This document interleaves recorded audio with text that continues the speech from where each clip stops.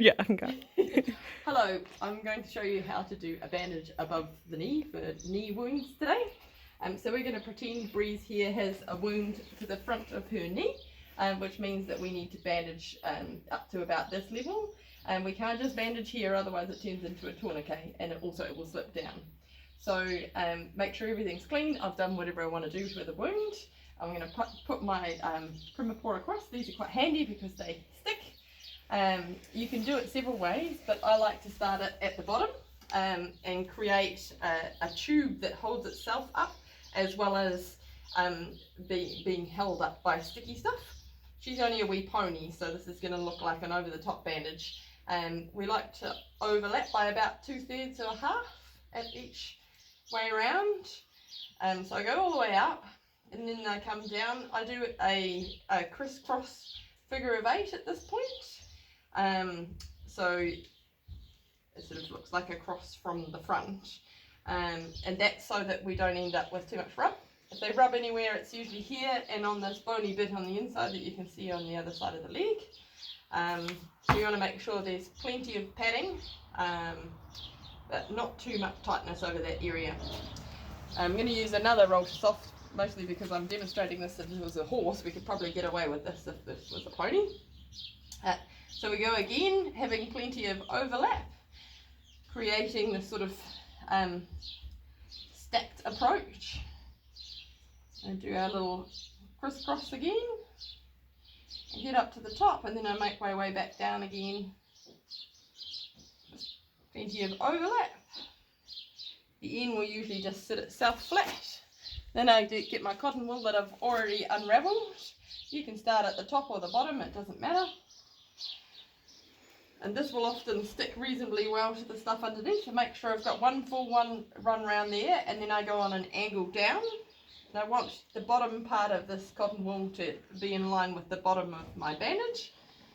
And then I can just break it off. Make sure it's nice and flat round. Next thing is I use my crepe bandage. Shouldn't really be kneeling in front of next to a horse, but I'm getting old. So this one I usually start at the bottom. It's got moderate amount of tension in it. So you can tell by the grain of the stretch that I'm putting some tension on it. You can see it's tighter here than there, but I'm certainly not pulling really hard. Same thing, 1/2 to 2/3 overlap. And that goes up until I reach the point of the carpus, and then I'm going to do my X thing again. And then I'll go around once more at the top. I don't want to have too much crepe by itself on the actual skin. So then it will make my way back down again. If possible, I try and line up this last one where I'm going straight. So I elected to go back up there so that I can tuck this in. Once again, we'll probably get away with this on a pony, but we're pretending it's a horse. So I'll start where I stopped. Same, and going on with the X, and then I'll make my way back down again. So a little bit more tension again. The idea is that we start with hardly any on the inside, and by the time we get to the vet wrap and the top stuff, then there is a fair bit of tension. If I make it all the way to the bottom and I've still got some left, I just make my way back up again. And I'm just going to tuck that back in under there. I don't like using the little metal things because I find that I always cut myself. I've already actually found the end for these before we started. I like to not have cotton wool stick out because I find they grab it with their teeth. So I unravel a little bit and make it's entirely loose. There's no tension really here at all for this first bit. It's just to stop stuff getting up there. And then I start putting a little bit of tension on it. You can tell because there's a different grain that's quite wavy, and this starts going straight. And you can also see it's skinnier there than it was here. Same 2/3 to a half overlap. With the, you can see I come out here and I pull on a little bit and then I go around. So you can see these lines that start to come up. So the same thing. So this becomes sort of like the foundation of the bandage. It doesn't need to be quite so tight up here, but you can see that this is holding it up as well as things staying up. And same thing to do my little X. Once again, if I was a pony, I mean if this is just a pony, I could just about get away with one. But don't be stingy with your vet wraps. And then I'll do the rest of this with my next run of vet wrap. There we go, one more. I've picked this lovely attractive green today. So once again I get a nice loose bit to go around the top so it doesn't turn into a tourniquet up here.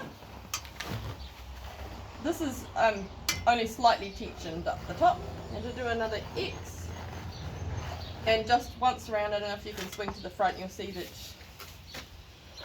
there's a bit that I've hardly covered here. That's on purpose because that's where her knee will be. So, but I do want to cover it, and sometimes you'll end up with the hole back here as well, so we'll just cover that as well.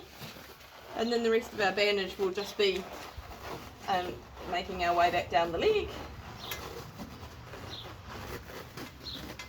And you can see there's no tension on this one at the bottom.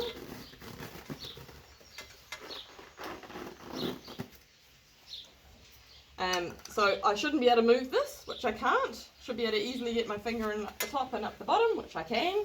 Pretty happy with that. So then I'll go for my elastoplast. So the job of the elastoplast is protection from pony chewing. It does a little bit of sticking at the top, so I get like half of it on the actual skin and half of it on the bandage. Inevitably it will have stopped sticking to the skin by the time you come back, but it's doing a little bit of a job of holding it up. Then I usually also get it over the actual joint with that X once again, just to help, because that's often where our problem is. I don't worry about covering that unless, and this bit at the front, unless the pony's known to be a terrible chewer, because those are the bits where you'll get rubs. Some people actually get a scalpel blade and chop all of the bandage through here, but I find that unnecessary. And then I do one more little bit at the bottom once again to stop rubbish going up from the bottom. Some of the elastoplast is not fantastic at sticking the end bit, so sometimes we need to get electric tape to go around just the last bit here and here. But otherwise, there's my bandage. Often they will chew at the front when they get bored, so crib stop, you can make your own crib stop out of chili paste or Vaseline mixed with chili powder, random chili sauce you have left in the fridge. Hope that helps.